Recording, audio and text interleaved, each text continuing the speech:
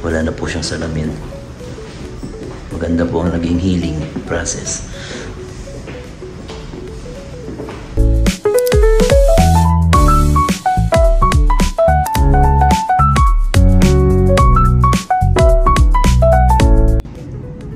Okay, hi everyone. So, nandito tayo sa Shinagawa para sa aking 1-month post-LASIK surgery. So, this is my eyes.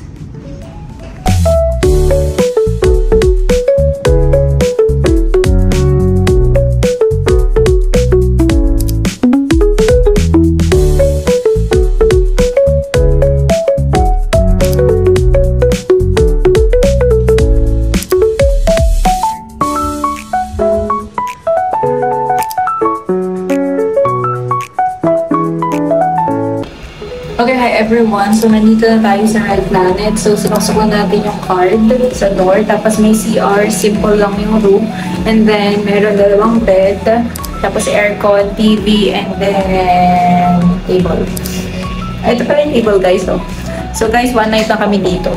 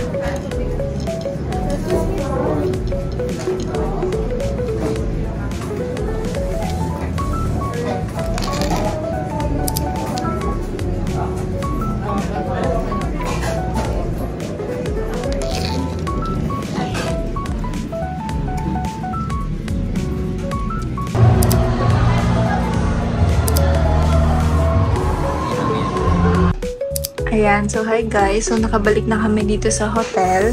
So nagagayak lang kami. So ito lang outfit ko guys. And naka-short lang ako guys. Tapos naka-blazer lang. Tapos we're eating my favorite Tokyo milk cheese. Ang sarap. Tingnan niyo yan guys. Oh. Grabe.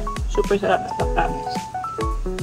So, giyak lang. So, from Gateway, balik kami dito. Tapos, punta na kami ng Vice Comedy Bar. So, from Red Planet to Vice, that is around 5 minutes lang na drive. So, mag-taxi lang kami. Tapos, go na.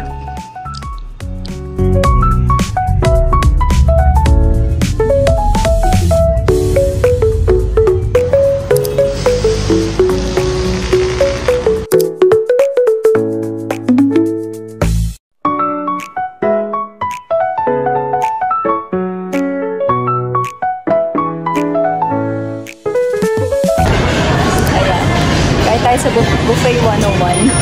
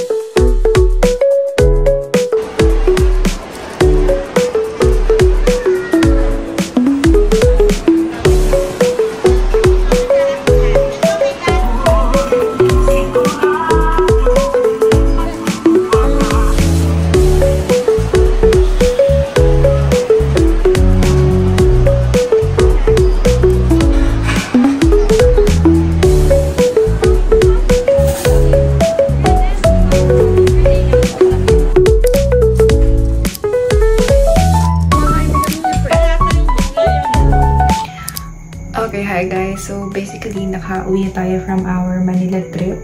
So, ang nangyari is, lumuwas tayo ng Saturday tsaka Sunday, nasa Manila tayo, and nakauwi na tayo ngayon. And medyo haggard ang face natin kasi medyo napuya tayo ng bonggang-bongga kasi talagang sinulit namin yung time doon sa may comedy bar tsaka yung night na yun, tapos nagkwentuhan ng with our friends. So, talagang super enjoy. Super enjoy. So, yun naman sa aking check-up. So, medyo okay na yung mata natin, guys. Ayan. So, wala na siyang kahit ano na red or anything na bakas na tayo ay nagpa-LASIK. So, di ba last time sabi ko sa inyo, guys, na para akong naduduling. So, ngayon, hindi na siya ganon. Hindi na siya ganon. So, siguro nagkaganon na kasi kaka-opera ko pa lang, ganon. Kaya parang naduduling ako. So, parang ako nababanlag, ganyan. So, medyo okay na siya ngayon. So, napapansin ko, even sa photos, hindi na ganon hindi na siya ganon nakabanlag. So, medyo okay na siya, guys. So, marami na akong pwedeng gawin. Let's say, mag-gym ng medyo heavier. Pero, syempre, kailangan mag-ingat din naman kasi 1 month pa lang po ang ating LASIK. Matulog na tayo. So, thank you guys for watching.